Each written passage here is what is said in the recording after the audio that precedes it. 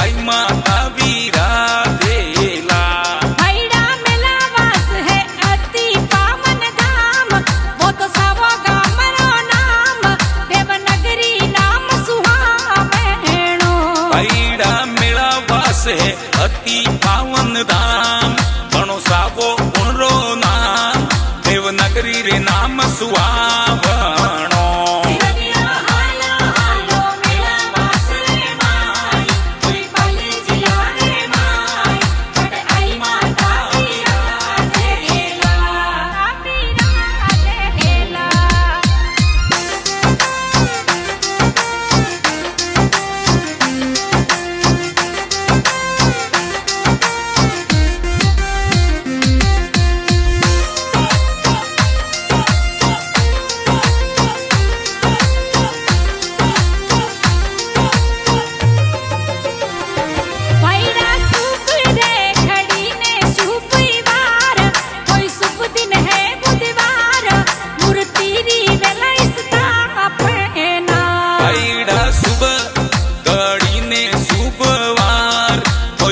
दिन है बुधवार, मूर्ति री वे स्थापना।